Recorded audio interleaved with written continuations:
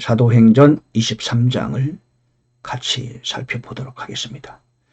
자, 사도 바울은 이제 예루살렘으로 왔습니다.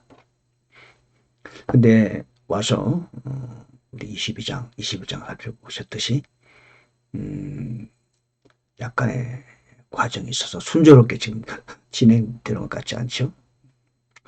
사도는 예루살렘에 와서 하고 싶은 일이 있었죠. 동족을 너무너무 사랑했고 그들에게 정말로 진심으로 복음을 전해서 예수 그리스도를 통하여 구원받게 하고 싶은 마음이 있었죠.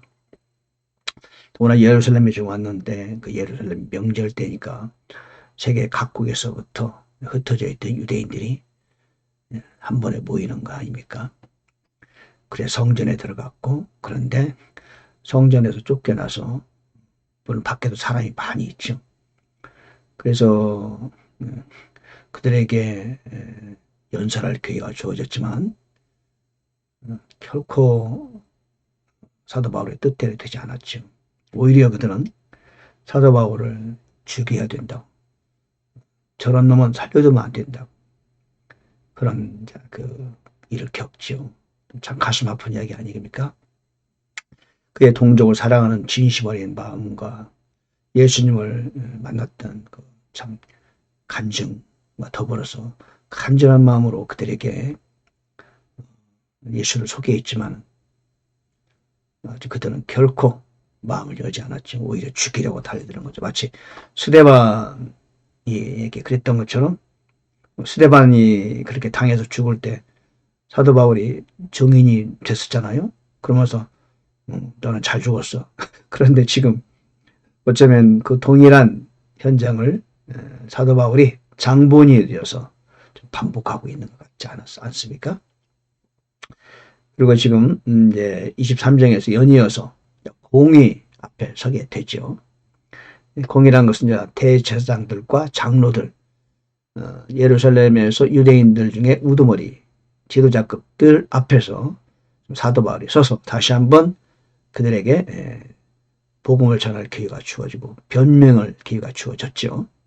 그런 현재 상황이 사도행전 23장입니다.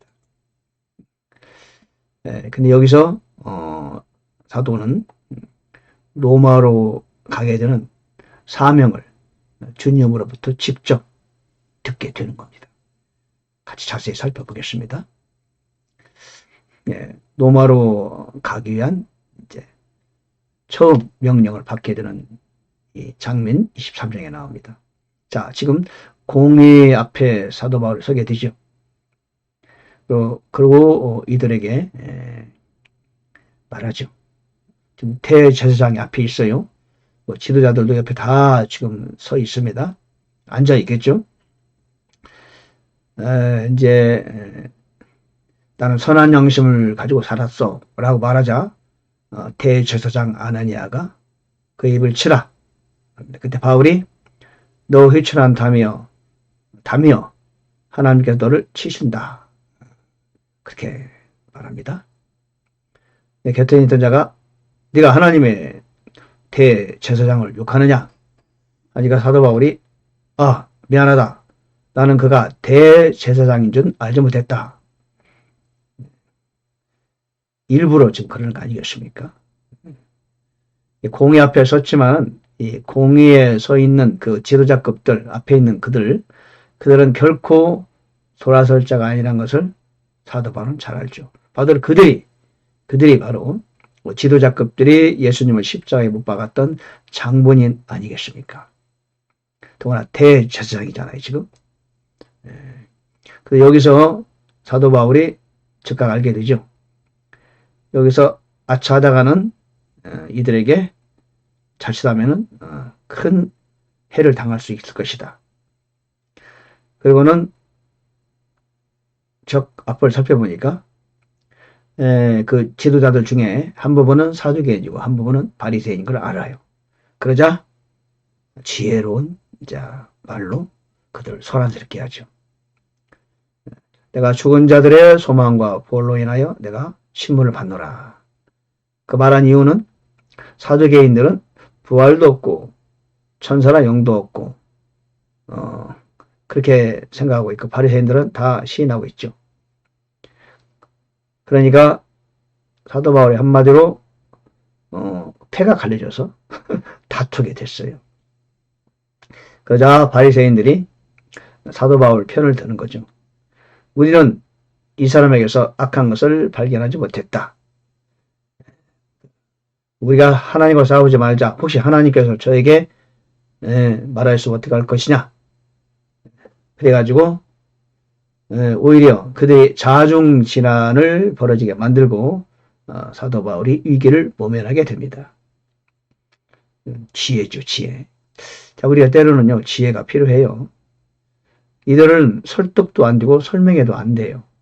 진심을 바래도 통하지 않아요. 그럴 때는 우리가 지혜롭게 그들을 피하는 것이 상책이죠.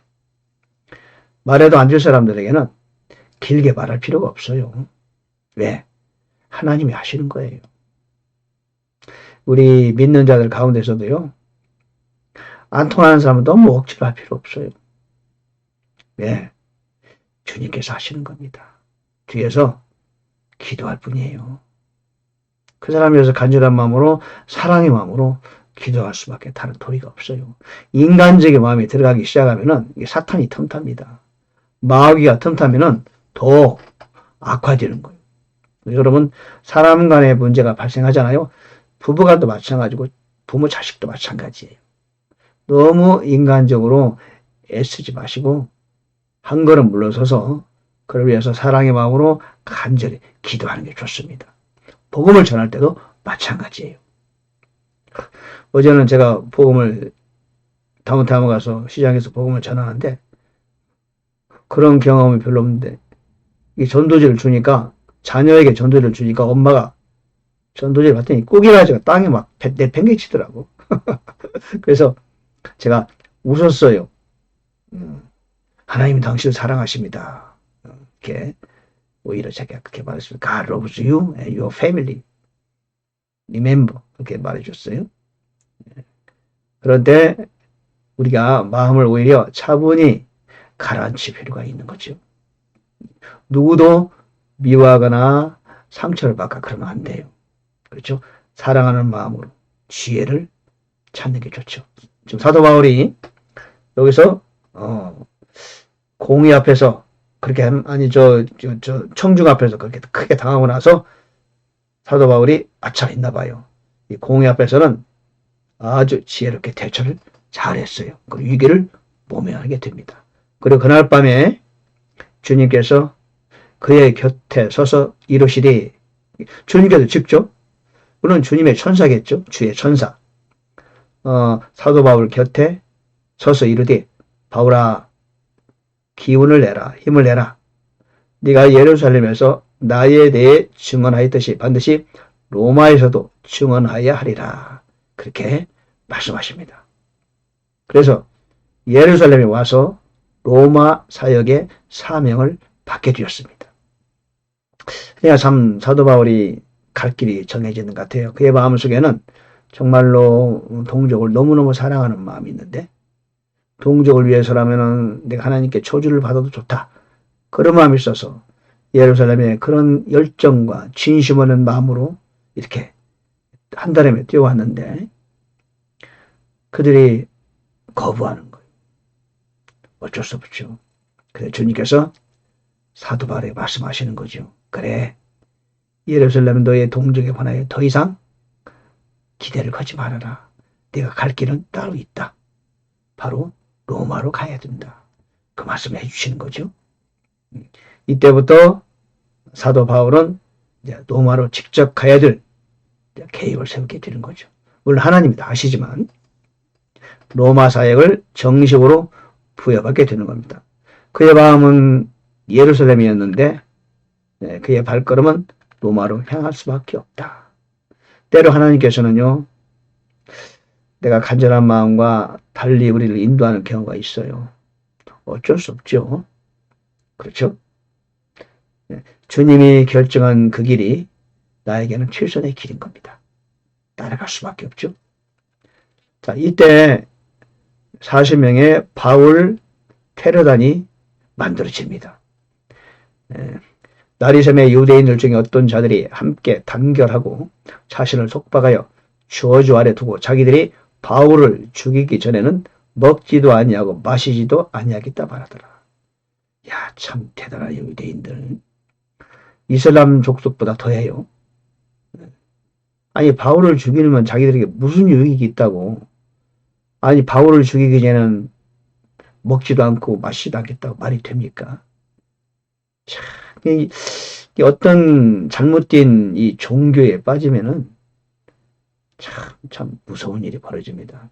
이 음모를 꾸민 자가 40명이 넘더라 그랬어요.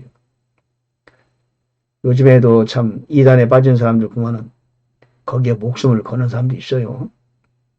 무시무시합니다. 이슬람교도 마찬가지고요.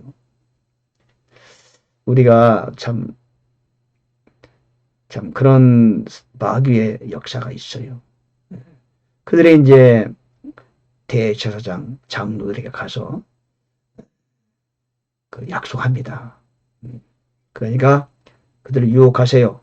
그러면은 유인하면은 우리가 기다렸다가 그들을 죽이겠습니다. 그렇게 작정합니다. 그런데 하나님이 그걸 두고 보시겠습니까?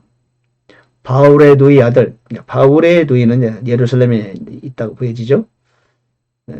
사도 바울은 저 길리기아의 다소에 있었고, 누이를 보면서 거기 집에서 같이 거했는지 어쩐지 하여튼 이제 유학으로 온 거 아니겠습니까?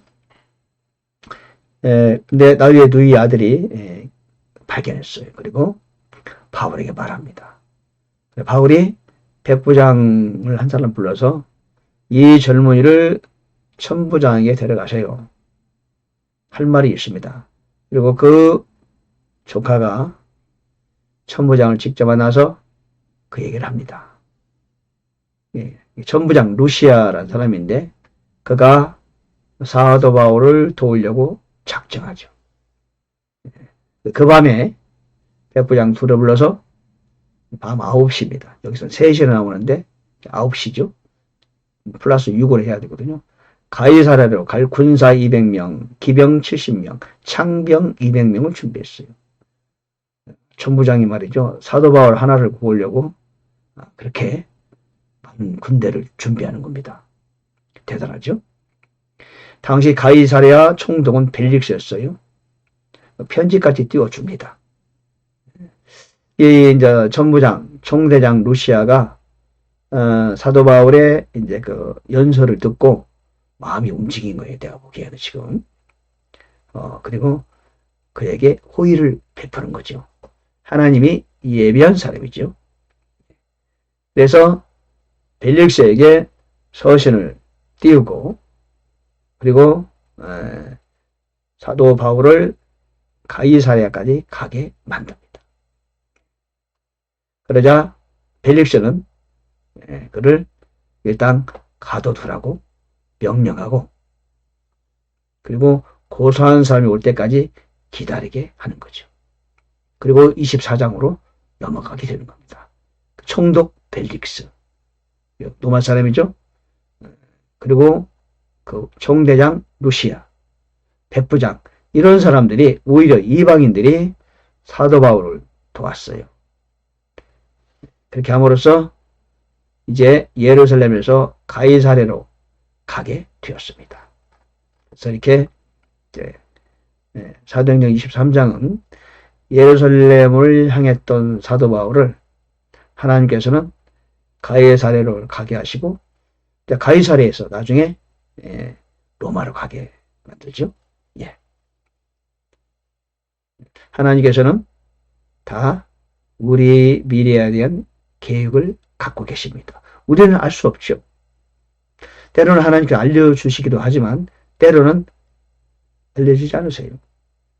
그렇죠? 그리고 우리를 인도하시고 우리 앞길을 열어주시는 거죠. 사도 바울을 죽이기 전에는 먹지도 마시지도 않겠다 했던 40명 이상의 암살단이 무위로 끝나고 맙니다. 하나님 막으시면 손을 댈 수 없죠. 예. 하나님 항상 우리와 함께 하시고 우리가 사망의 음침한 골짜기에 거할지라도 주께서 나와 함께 하시고 주의 지팡이와 막대기가 나를 보호해 주십니다. 여러분 마찬가지죠. 우리 모두 하나님의 그런 보호하심 가운데 살아가고 있습니다. 그 사실을 잊지 마십시다. 자, 할렐루야. 감사합니다. 오늘도 좋은 시간, 은혜 충만한 시간 되시기를 간절히 바랍니다.